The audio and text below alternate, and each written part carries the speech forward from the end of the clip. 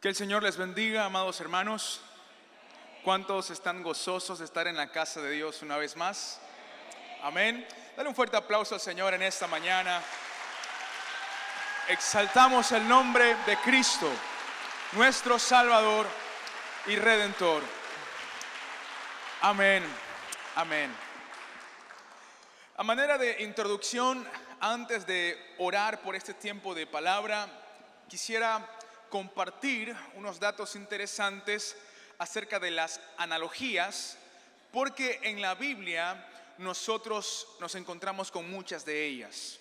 Y la razón por la que encontramos tantas analogías en la Escritura es porque son tan necesarias para nosotros comprender de mejor manera una enseñanza que Dios quiere que nosotros apliquemos a nuestra vida. De modo que aquellas enseñanzas que en la vida práctica no quedan muy claras, en el conocimiento sí, pero en la vida práctica no, es bueno usar las analogías para poder ilustrar estos mensajes. ¿Entiende? Entonces, en esta mañana nosotros vamos a estar meditando en una de las analogías más preciosas que he podido encontrar aquí en la Escritura. Y se encuentra en el libro de los Salmos, el capítulo 42, los primeros 2 versículos.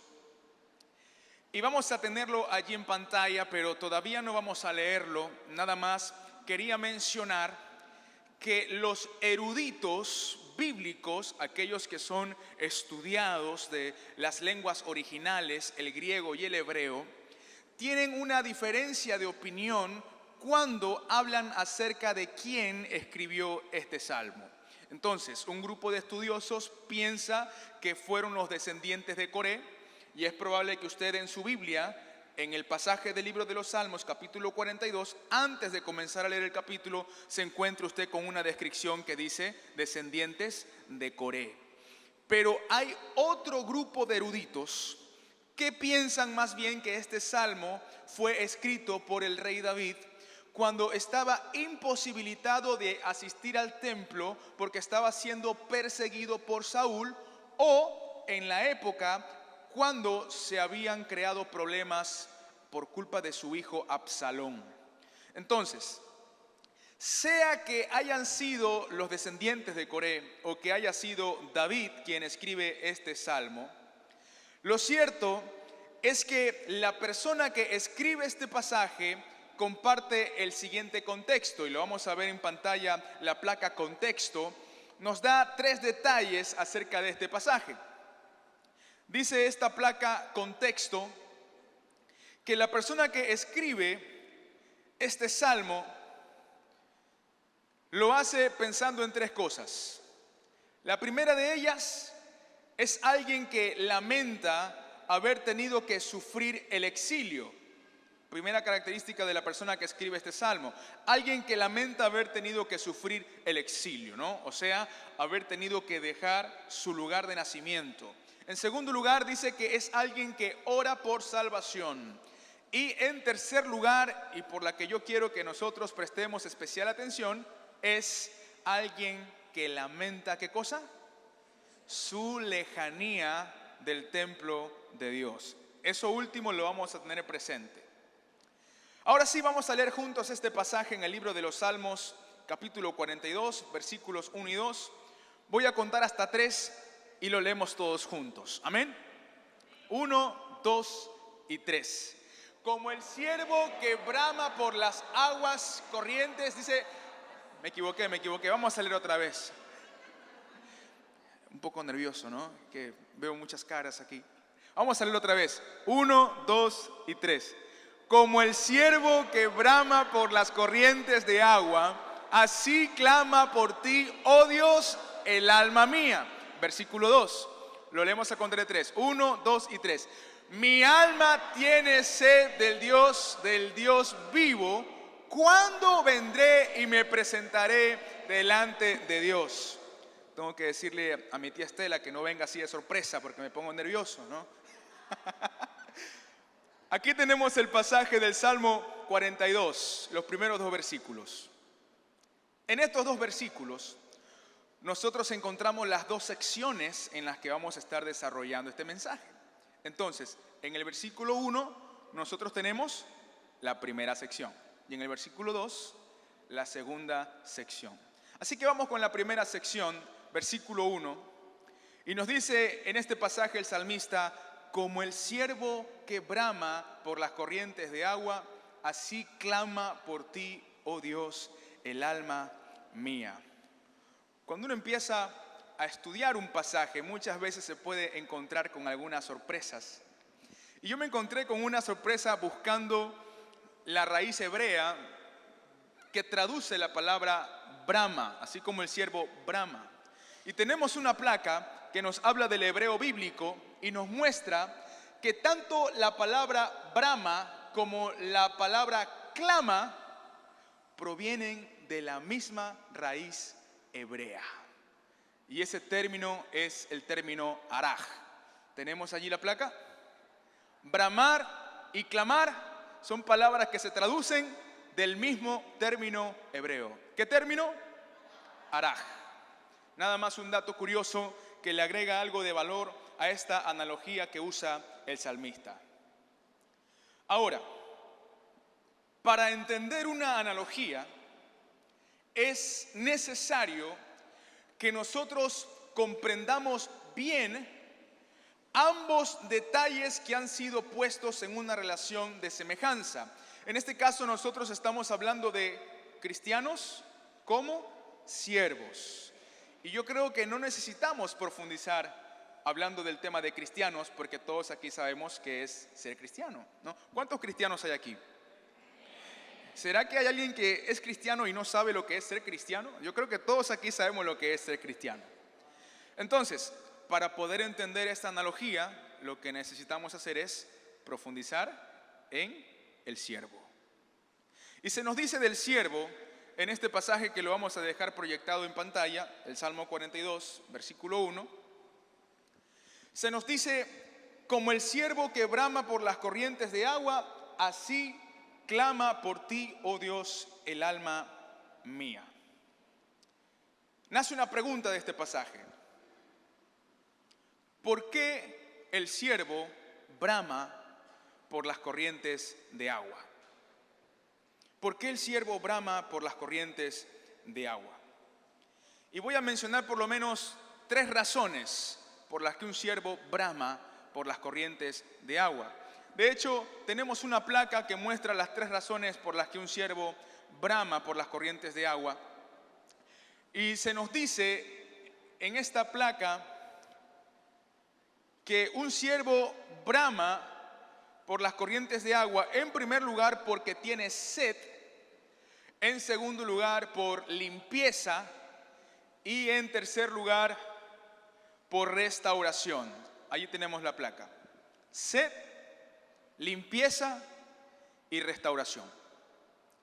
El siervo brama por las corrientes de agua.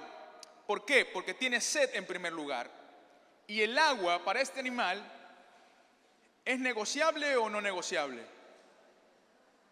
Y para nosotros tampoco. No podemos pasar toda la vida tomando jugo o Coca-Cola, ¿no? Yo no tomo esas cosas por si acaso. Ya tengo 3 meses sin tomar nada de esas cosas que son dañinas, ¿no?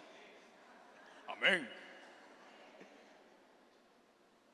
El agua, indispensable. ¿Por qué brama el siervo? Necesita agua para vivir. El agua es vida. Ahora, en segundo lugar, se nos habla de ¿qué cosa? De limpieza.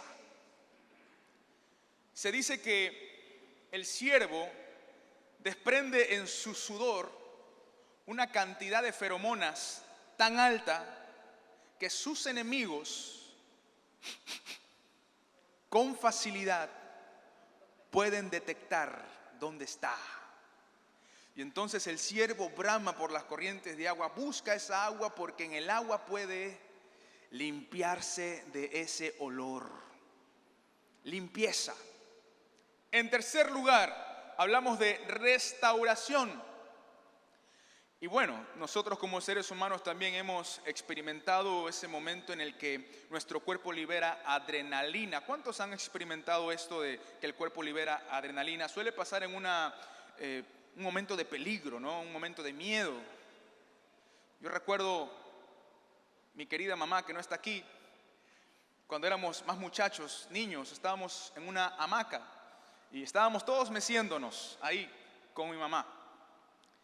Y de un momento a otro, la hamaca se rompe. ¿Y sabe quién se pegó? Nadie, solamente mi mamá. Porque nos agarró a todos. Y todos caímos sobre ella. Y en ese momento ella no le dolió, no lo sintió. Pero ya después. Entonces la adrenalina hace que uno actúe con rapidez. En el momento ni siquiera te va a doler lo que te está pasando, pero cuando ya pasa el efecto, ya es otra cosa. Entonces, con el ciervo sucede algo muy interesante. Cuando este animal es acechado por sus depredadores, su cuerpo le permite hacer uso de una energía que normalmente no puede usar. Y con esa energía extra huye de sus enemigos por largo tiempo. Pero cuando ha pasado el peligro, el cuerpo le va a demandar restaurar la energía que perdió. ¿Y sabe qué es lo que necesita para restaurar esa energía? Agua. Pero ya no va a beber lo normal. Va a beber grandes cantidades de agua para reponer la energía que perdió. El ciervo, ¿por qué brama por las corrientes de agua? Sed, limpieza, restauración. 3 cosas hemos mencionado. Y ahora sí pregunto, ¿por qué el clamor del salmista es contrastado con el bramar de un ciervo por las corrientes de agua? Y teniendo presente las 3 cosas por las que un ciervo brama por las aguas, vamos a responder esa pregunta. ¿Por qué un cristiano debe ser como un siervo? Cristianos como siervos. En primer lugar, primer punto, un cristiano como siervo busca a Dios como si su vida dependiera de ello. ¿Recuerda? Sed, ¿por qué el siervo busca el agua? Lo necesita para vivir, su vida depende de. Un cristiano como siervo es alguien que busca a Dios como si su vida dependiera de ello. Hay muchas personas en el mundo que se jactan de haber buscado a Dios y no haberlo encontrado. No, yo sí lo busqué. Sí, fui a la iglesia un par de veces, oré, le pedí. No existe. Lo busqué y no lo encontré. ¿Se ha topado con personas así? Yo también. Y cuando me hablan de la búsqueda y les escucho, entonces yo les hago una sola pregunta. ¿Buscaste a Dios como si tu vida dependiera de ello? ¿O cómo lo buscaste? Jeremías 29:11 dice, y me buscaréis y me hallaréis porque me buscaréis de todo vuestro corazón. Hay un pasaje que no lo vamos a leer, nada más lo voy a mencionar, si usted quiere puede anotarlo para leer esa historia después, pero en Primera de Reyes capítulo 3, los versículos del 3 al 5, se nos habla de Salomón antes de que fuera conocido por ser ese rey sabio, que esa fama se extendió por todas partes de la tierra. Y sucede que Salomón tenía una gran preocupación. Ojalá todos los gobernantes y presidentes tuvieran la misma preocupación. Pero Salomón tenía la preocupación de querer gobernar bien a la nación de Israel. Y entonces, ¿sabe qué hizo? Empezó a buscar a Dios. Y en ese pasaje de Primera de Reyes capítulo 13 nos dice que él ofrecía 1000 holocaustos. ¿Ha leído esa historia?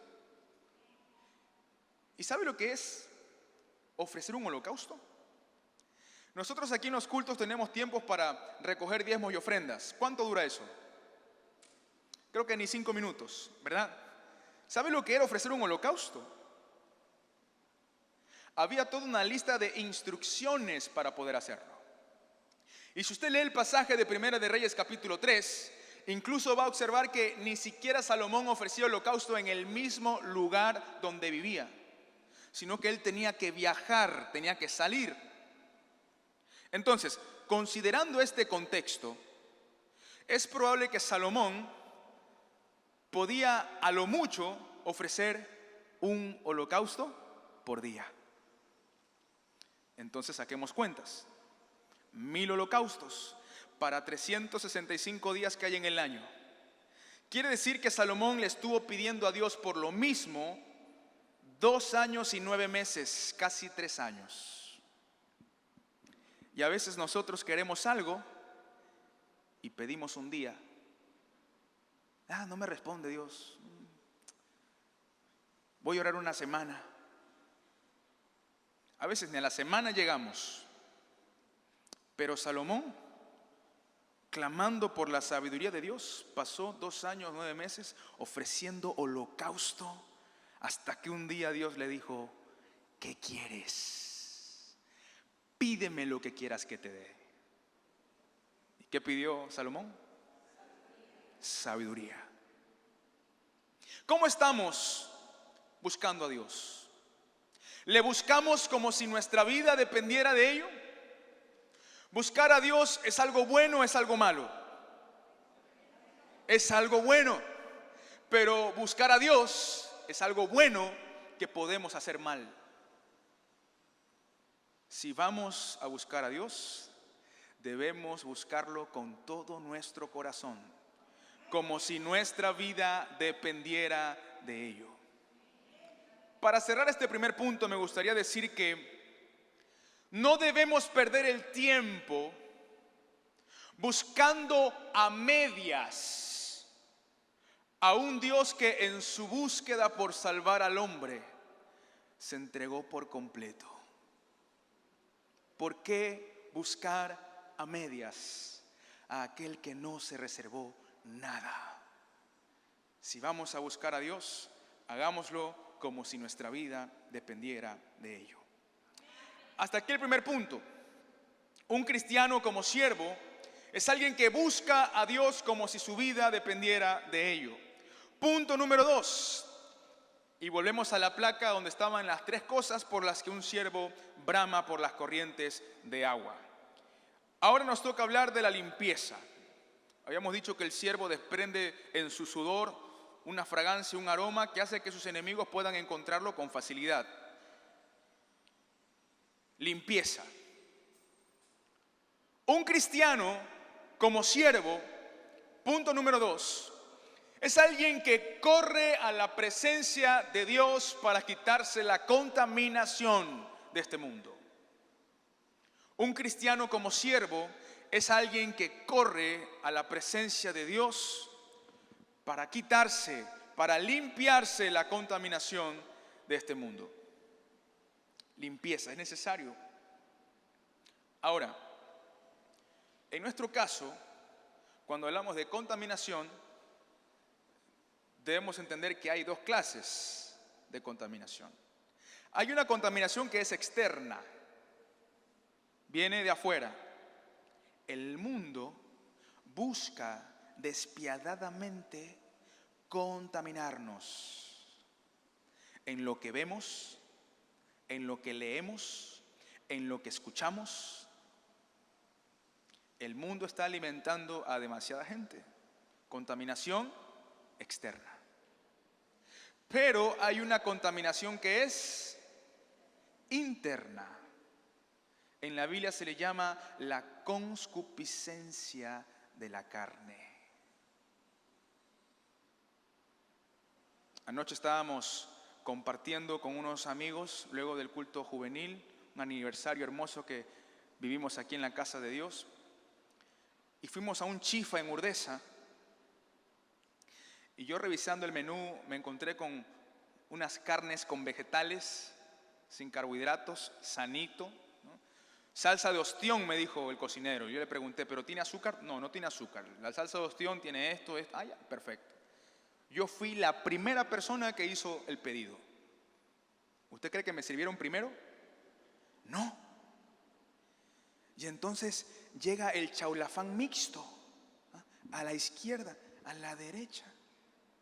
Unos rollitos primavera. Yo que tengo ya 3 meses sin arroz. Y yo vi ese arroz ahí calientito, ¿no? Y Señor, yo sé que sin ti no puedo, ¿no? Dame fuerzas, ¿no? Y es triste que a veces hay amigos que hacen de Satanás. ¿Se acuerda de Jesús y de Pedro? ¿Qué le tuvo que decir Jesús a Pedro? Apártate de mí, Satanás, ¿no? Pero una noche que comas no va a pasar nada. Ay, que eres un ridículo, que no sé qué. ¿Quieres saber qué pasó? No comí arroz.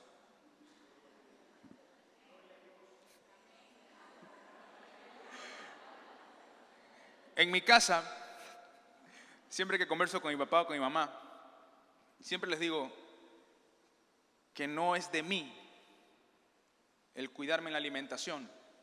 Yo sé que es Dios. Si dependiera de mí, hace rato que no lo hubiese logrado. Hay que depender de Dios.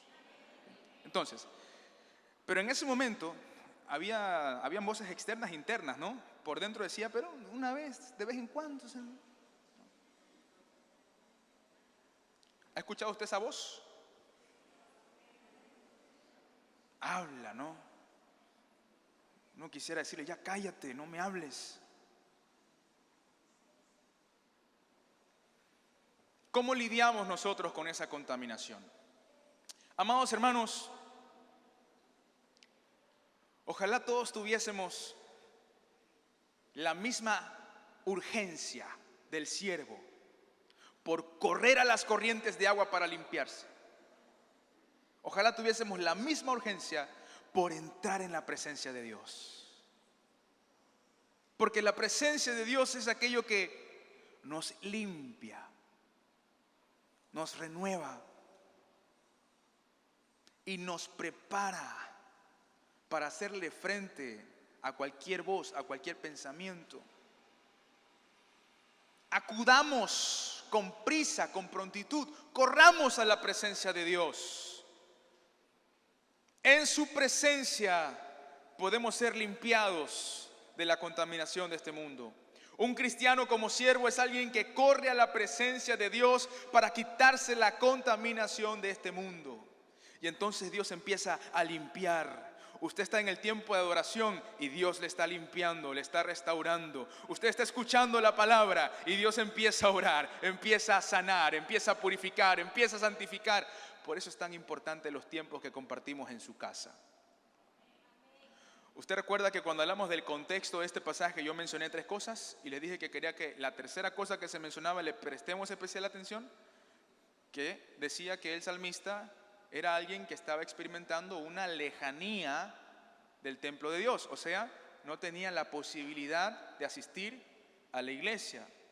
Punto número 3, hablamos de restauración. Un cristiano como siervo es alguien que restaura sus fuerzas en la casa de Dios para huir de las acechanzas del enemigo. Sería increíble no cansarnos. ¿Sabe? Una de las cosas por las que yo quiero llegar a la eternidad es porque ya no voy a tener que dormir. Yo pregunto, a lo mejor no me quedo solo, ¿a cuántos les molesta tener que dormir? Necesitar dormir, ¿o solo yo? Porque a veces uno quiere hacer... A mí me gusta leer, y a veces el tiempo no se alcanza. Y ya uno tiene sueño, ¿no? Es lindo también quedarse dormido leyendo la Biblia, ¿no? Siempre que no sea Apocalipsis, ¿sí? Pero nos cansamos. Y como seres humanos debemos ser conscientes de que nuestro cansancio no solamente va a ser un cansancio físico. Podemos cansarnos también emocionalmente. Y ojo, podemos cansarnos espiritualmente.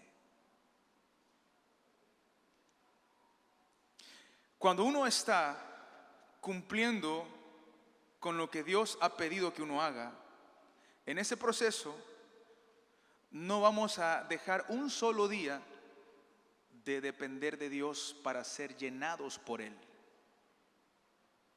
Porque el propósito por el que Dios nos llena constantemente es porque un hijo de Dios se está vaciando constantemente. Ahora, el cristiano que no se está vaciando constantemente, ya eso es tema de otro mensaje.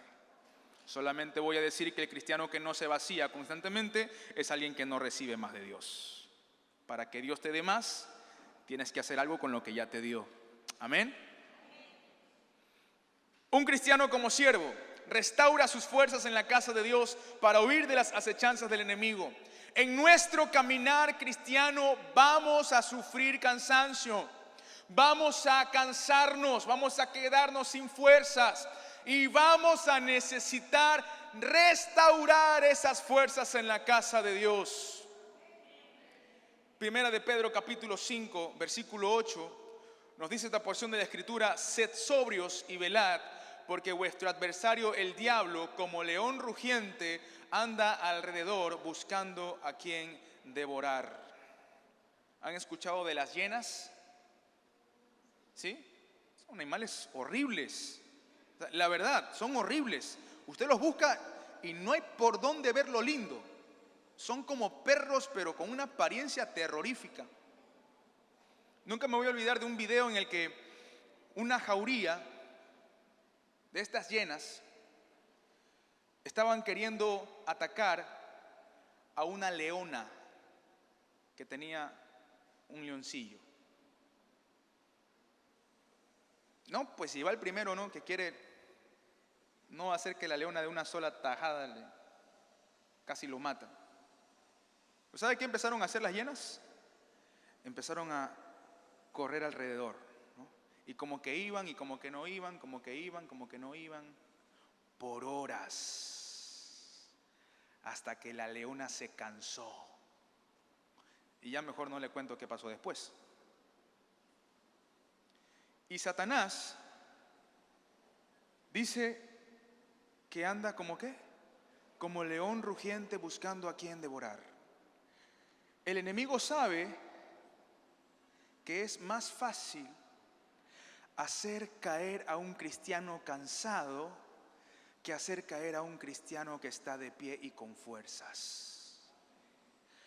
Por eso es necesario ir a la casa de Dios para restaurar nuestras fuerzas en su presencia. Satanás está al acecho, y en el camino que nos lleva a la eternidad con Cristo tendremos que hacerle frente en más de una ocasión. Para permanecer firmes y victoriosos ante los ataques del enemigo es necesario restaurar nuestras fuerzas constantemente en la casa de Dios. Amén. Y hasta aquí 3 puntos que vienen de la primera sección. Acabamos la primera sección. Ahora vamos con la segunda sección, la que encontramos en el Salmo 42, versículo 2. ¿Qué dice la segunda sección? Mi alma tiene sed de Dios, del Dios vivo. Pregunta: ¿cuándo vendré y me presentaré delante de Dios? Punto número 1. Aunque suene obvio, hay verdades que son obvias, pero tan necesarias de repetirlas una y otra vez. Nuestro Dios es un Dios que está vivo. Cuando venimos a la casa de Dios, no venimos para presentarnos delante del pastor. Cualquiera que viene a la casa de Dios para presentarse delante de un hombre, no va a recibir nada. Pero si usted llega a la iglesia presentándose delante de Dios, yo le aseguro que va a pasar algo.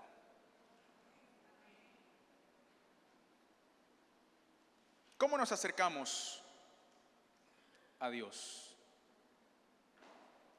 ¿Somos conscientes de quién es, de su naturaleza, de sus atributos? Él es el Todopoderoso. Él es omnisciente, todo lo sabe. Nuestro Dios es un Dios perfecto, puro, santo.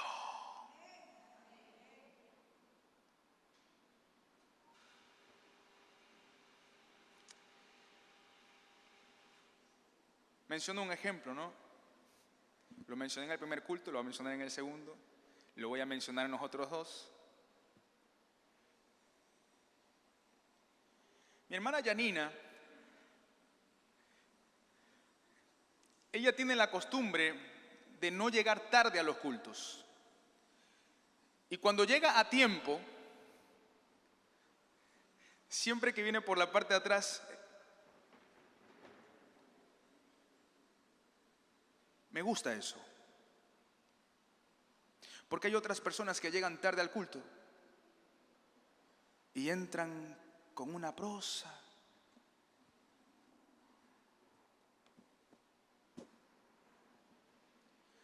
Una persona me está diciendo delante de quién se está presentando. Y la otra persona, no sé. ¿Con qué actitud llegamos a la casa de Dios? ¿Con sueño? A ver, por si acaso, mira a la persona que está a su lado, si se está durmiendo ahí, ¿no? En el nombre de Jesús, levántate.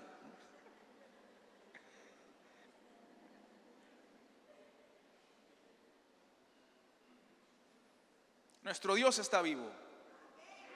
Siempre que venimos a la casa de Dios, llegamos a la casa de un Dios que vive y que quiere obrar poderosamente en sus hijos.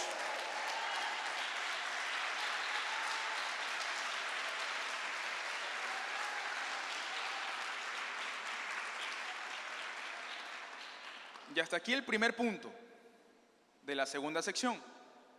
Vamos al segundo punto. Dice el salmista, ¿no? Mi alma tiene sed de Dios, dice, del Dios vivo, ¿no? Antes de considerar la pregunta que él hace, es necesario mencionar este segundo punto. Se puede tener sed y beber agua corriente ofrecida por un Dios que está muerto. Y lo voy a repetir. Se puede tener sed y beber agua corriente ofrecida por un Dios que está muerto. La diferencia. Nuestro Dios vivo ofrece corrientes de agua, pero los dioses muertos ofrecen aguas corrientes. ¿Quiere ejemplos de dioses muertos que ofrecen esta agua corriente? Voy a mencionar 3. El primero de ellos, el trabajo. Es un Dios muerto que ofrece agua corriente. Y hay cristianos para los que el trabajo es más importante que la iglesia. Conversaba con 2 personas la semana anterior. Uno de ellos me decía: pastor, estoy sintiendo que el trabajo me está consumiendo. Siento que el trabajo es un Dios en mi vida. Está interfiriendo con los tiempos en la iglesia, ¿no? La otra persona me decía, en cambio, yo no creo que el trabajo sea un Dios en mi vida. O sea, es cierto que paso más tiempo trabajando que el tiempo del que paso en la iglesia, pero es trabajo, ¿no? Y a veces como que se nos pasa por alto, a veces como que olvidamos que el Espíritu Santo de Dios nos fue dado a nosotros para nunca perder nuestra comunión. No importa dónde estemos, ni qué estemos haciendo, podemos estar trabajando pero conectados con Dios. Entonces, estas dos personas, ¿no? La una diciendo, yo creo que el trabajo está haciendo un Dios. La otra decía, yo no creo que el trabajo... Les dije, voy a hacerles una pregunta para poder dilucidar si acaso el trabajo en la vida de ustedes es o no es un Dios. Y la pregunta que les hice fue la siguiente. En sus pensamientos, ¿qué es lo que le está ocupando más? ¿El trabajo o Dios? Porque dicho sea de paso, cualquier cosa que ocupe sus pensamientos más que Dios, eso se vuelve un Dios muerto.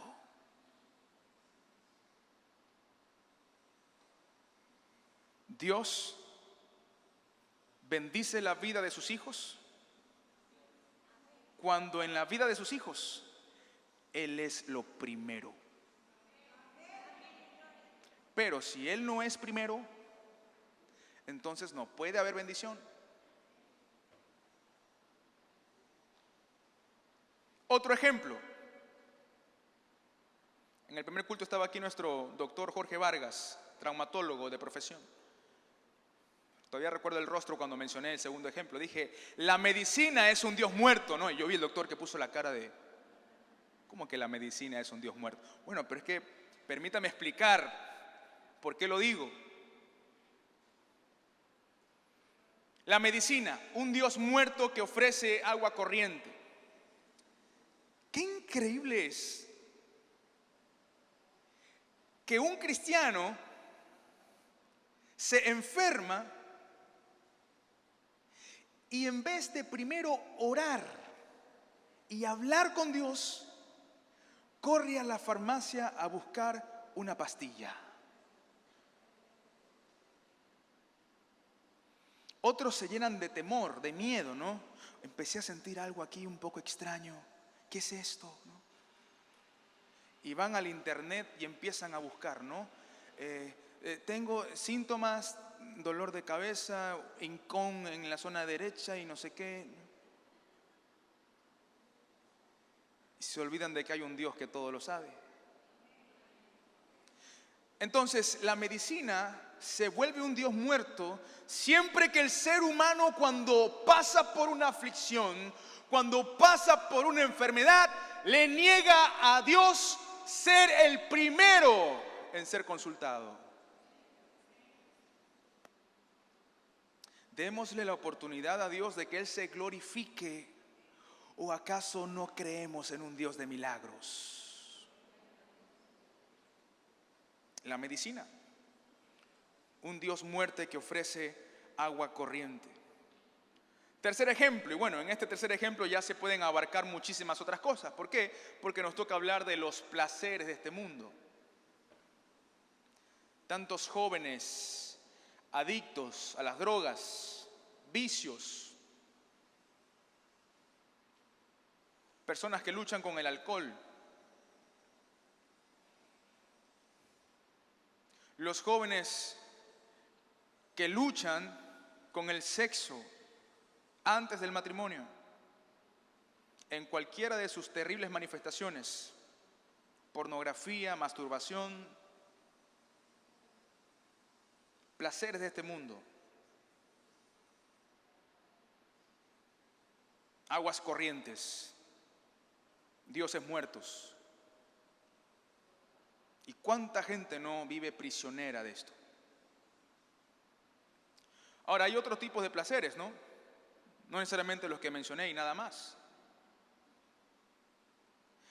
Hay personas a las que el dinero les hace felices. Si no es quincena, está mal. Pero ese día que llega la quincena, está feliz, ¿no? Oye, te veo feliz, ¿qué pasó? Es quincena, ¿no? Fin de mes. Y entonces están pensando en qué se van a comprar, ¿no? A comprar una cosita por allá, me compro lo que está acá. Tantos placeres que puede ofrecer el mundo. ¿Sabe? Los tiempos están tan avanzados Y hay tantas cosas que se han inventado para atrapar, captar la atención del ser humano. Y hoy en día hay mucha gente que vive presa de las cosas que se han creado y se han inventado en este mundo. Quería mencionar un ejemplo. No sé cuántos han escuchado de Steve Jobs, el fundador de Apple. La manzana mordida. Acá está el logo.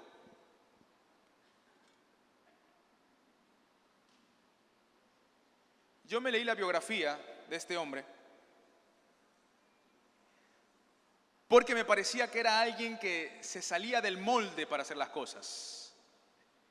Y siempre visionaba mucho más allá de lo que su competencia ofrecía. Y todavía me acuerdo yo del video cuando él promocionó el iPhone 4S, un teléfono que nació con el eslogan de el teléfono más inteligente. Y en su biografía me llamó mucho la atención que él cuenta que una vez que abren al mercado la venta de este teléfono, él le prohibió a su hija tener un iPhone. Y en ese capítulo él explica por qué. Y él dice que este dispositivo fue diseñado para hacer que las personas pasen el mayor tiempo posible en ese aparato. Y por eso a su hija le dijo, no vas a tener.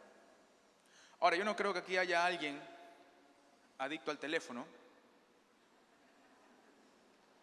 pero yo solamente menciono este caso de la vida real para que usted comprenda que el mundo siempre va a esforzarse por ofrecerle algo que a usted le pueda robar el tiempo. Y el tiempo es algo que cuando usted lo gasta, ya no vuelve. Entonces, hemos dicho que un cristiano como siervo es alguien que reconoce que el Dios delante del que se presenta es un Dios que está vivo.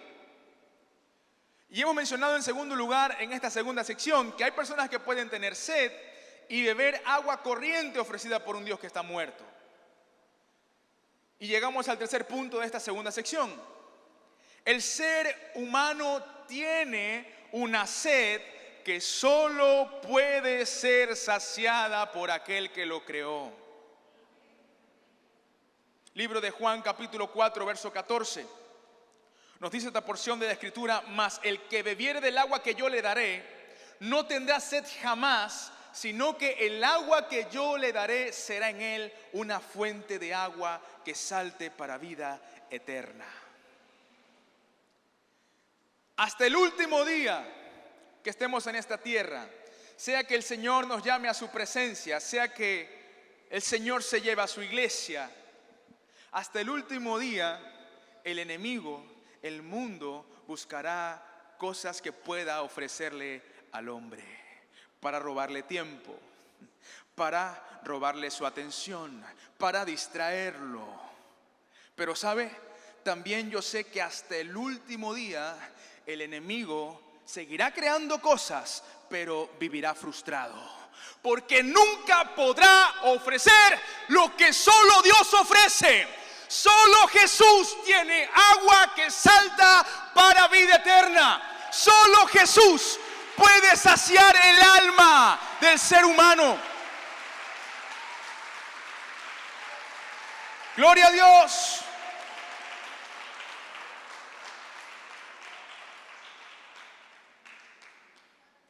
Y ahora sí, el salmista pregunta, ¿no? ¿Cuál es la pregunta del salmista? ¿Cuándo vendré y me presentaré delante de Dios? Amados hermanos, debemos ansiar poderosamente la presencia de nuestro amado.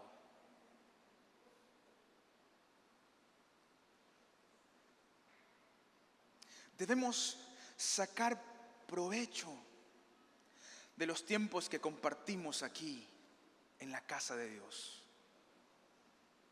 Recuerda el contexto, ¿no?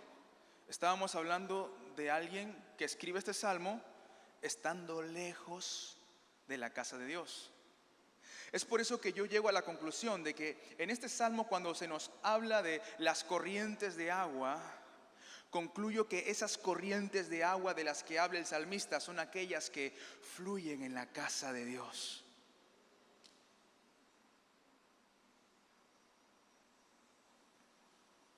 Ahora, ¿y qué pasa cuando la iglesia está cerrada? Ojalá la iglesia pudiera estar abierta 24/7. Sería increíble, ¿no? Pero no. Tenemos algunos cultos. Hay pastores, colegas que nos preguntan, ¿cómo pueden tener tantos servicios? Me gusta responder con otra pregunta. ¿Cómo puedes no tener tantos servicios? ¿Acaso no ves el mundo cómo está? Pero la iglesia no puede estar abierta 24/7. Así que, ¿será que tenemos alguna esperanza cuando la iglesia está cerrada y no podemos estar aquí? Y para responder a esa pregunta, a mí me gustaría volver otra vez a considerar la analogía que usa el salmista con el siervo. Y vamos a poner la placa de las dos secciones. Ahí están. ¿Qué le parece ese siervo con esas astas? Volvemos al siervo para ver qué tiene que enseñarnos, porque ¿será acaso que el siervo siempre encuentra agua o no? ¿Qué pasa cuando no hay agua? ¿Qué pasa cuando el siervo que brama por las corrientes de agua huye de sus enemigos, pero sus enemigos le persiguen porque están oliendo su hedor? Y entonces el siervo, que ya conoce los viejos caminos, atraviesa los árboles y cuando llega al lugar donde había un río, se encuentra con que ya no hay. Porque en la naturaleza hay tiempos de sequía y los ríos se secan. Y ahora, ¿cómo hace el siervo para quitarse ese olor? Que sus enemigos no lo encuentren. ¿Cree usted que el siervo tiene alguna esperanza? ¿Qué piensa? O quizá va a pasar como la leona y el leoncillo. Sin agua, ¿usted cree que hay alguna esperanza de supervivencia para el siervo? Por eso es tan bueno estudiar las analogías bíblicas. No nos imaginamos cuántas cosas Dios puede enseñarnos. Y resulta que el siervo sí tiene una esperanza cuando no encuentra agua, cuando está huyendo de sus enemigos porque lo persiguen por su olor. No hay agua. ¿Sabe qué hace el siervo?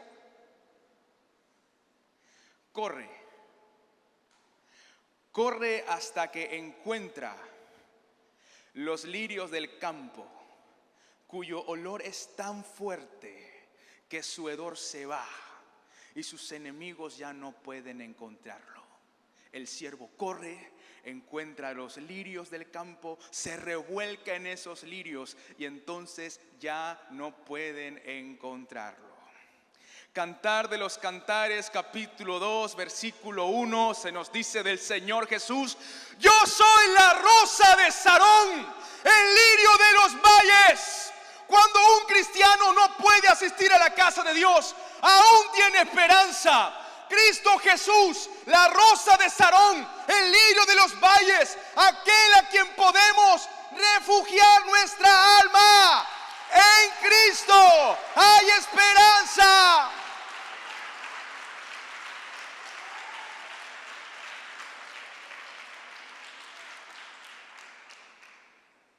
En Cristo podemos ser cubiertos con su aroma. Y entonces llegan los enemigos, llega Satanás, ¿no? Y empiezan a...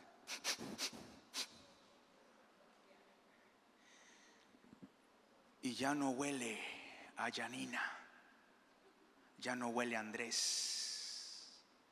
El enemigo ya no huele a Yair, ya no huele a Camila. El enemigo empieza a oler y empieza a llenarse de miedo, porque empieza a oler a Jesús. El salmista enfoca primero la necesidad de llegar a la casa de Dios y las corrientes de agua que fluyen aquí en su casa. Pero cuando no podemos venir a la casa de Dios, gracias al Espíritu Santo, nos queda nuestra comunión con Cristo Jesús. Y estando rodeados de su presencia, su olor se impregna en nosotros. Y eso nos protege y nos libra de todo mal. Amén. Puesto de pie, amados hermanos, vamos a orar.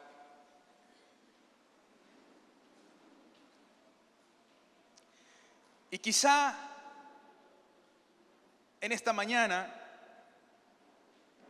habrá alguna persona que ha estado bebiendo aguas corrientes. Habrá quizá alguna persona con sed, buscando saciar esa sed con tantas cosas que el mundo ofrece.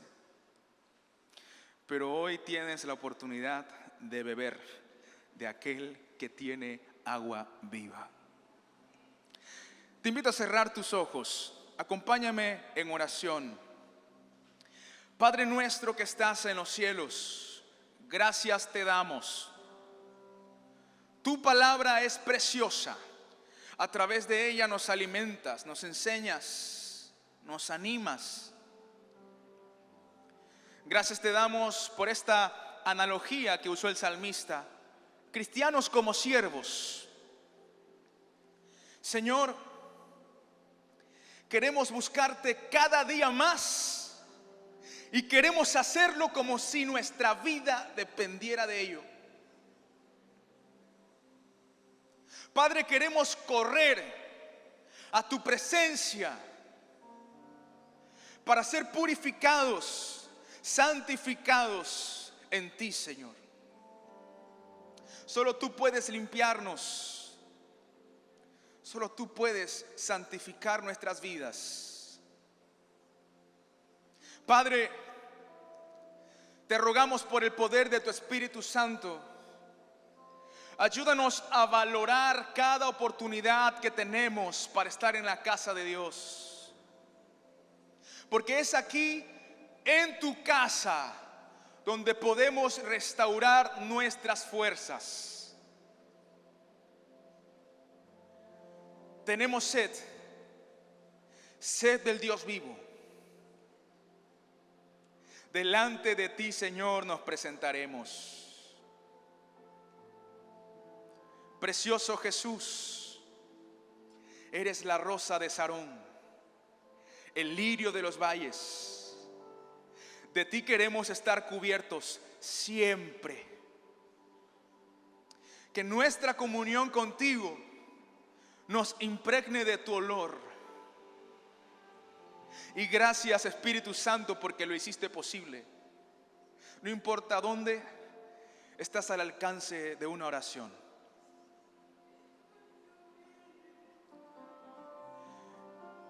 Quizá en esta mañana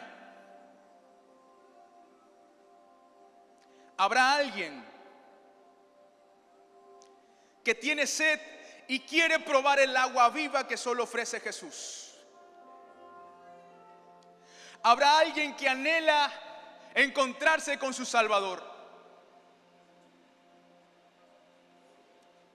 Y si en esta mañana estás cansado, estás cansada de probar tantas cosas que el mundo ofrece, tienes la oportunidad de encontrarte con Cristo y probar el agua viva que Él ofrece. Ahora vamos a orar todos juntos. Vamos a hacer una oración para aquellas personas que desean encontrarse con Cristo. Si en esta mañana quieres experimentar la saciedad que solamente el Señor te puede dar, te voy a invitar a hacer esta oración con nosotros. Y toda la iglesia va a repetir esta oración para ayudar a las personas que lo hacen por la primera vez. Toda la iglesia repite después de mí. Ore conmigo. Dios, gracias por tu amor. Tú ves mi pasado, lo conoces, pero no me señalas, no me acusas. Extiendes tu mano para levantarme. Quieres limpiarme y yo quiero ser limpio. Quieres sanarme y yo quiero ser sanado. Quieres traer libertad y yo quiero ser liberado. Jesús, cambia mi vida. Lléname con tu presencia. Perdona toda mi maldad. Y gracias porque en ti tengo nueva vida. Oro en el nombre de Jesús. Amén. Y todos con los ojos cerrados, quiero que continúen orando, quiero que continúen intercediendo. Y si ya tuviste el privilegio de conocer a Jesús, voy a pedirte que no levantes tu mano, que las tengas allí abajo, porque quiero pedirle solamente a las personas que hicieron esta oración de todo su corazón para encontrarse con Jesús, solamente a las personas que hicieron esa oración en esta mañana para ser saciados con el agua que Cristo ofrece. Voy a pedirte allí donde estás que levantes tu mano bien en alto. Si hiciste esta oración de todo tu corazón, queremos orar por ti y queremos bendecir tu vida. Tenemos aquí una mano que se está levantando, Dios te bendiga. Tenemos acá dos manos que se están levantando, Dios les bendiga. Si hay alguien más que hizo esta oración de todo su corazón, levanta tu mano en el lugar donde te encuentras y queremos orar por ti, queremos bendecirte. Dios te bendiga. Hay varias manos que se están levantando. Ahora, las personas que han levantado su mano, y si no las levantaron, ya no es tiempo de levantar la mano. Ven aquí al frente un momento. Quiero orar por ti. Quiero estrechar tu mano, quiero saber cómo te llamas y quiero bendecir tu vida en el nombre de Cristo. Tú que levantaste la mano, ven con toda confianza. Queremos orar por tu vida, queremos bendecirte en el nombre de Cristo.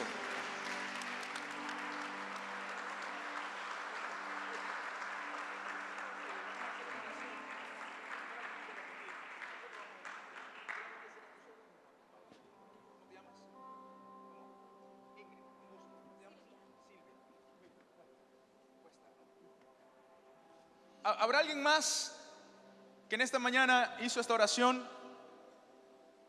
Esperamos unos instantes más.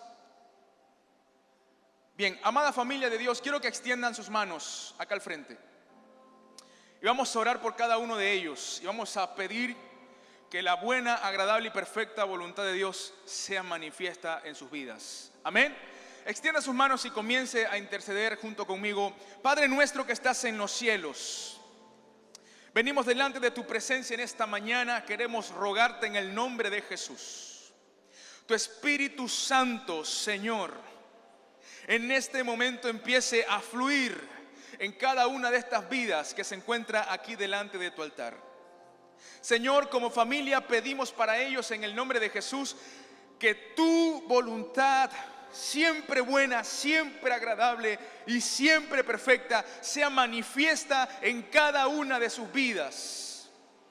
Y te pedimos, oh Dios, en el nombre de Jesús, que tú alejes de ellos todo aquello que es contrario a tu voluntad. Lo echamos fuera en el nombre de Jesús y ponemos el nombre de Cristo sobre cada uno de ellos, en el poderoso nombre de Cristo Jesús. Amén y amén. Gloria a Dios. Ustedes van a recibir una guía que se titula El Nuevo Comienzo. Ahora, esta guía, que es gratuita, yo solamente les voy a pedir de favor que comiencen a leerla hoy. No que se la, pero que sí comiencen a leerla hoy. Entonces, pueden acompañar a mi hermana que está aquí y lleven esa guía. ¿Sí? Dios les bendiga. Dale un fuerte aplauso al Señor. Gloria al nombre de Cristo Jesús.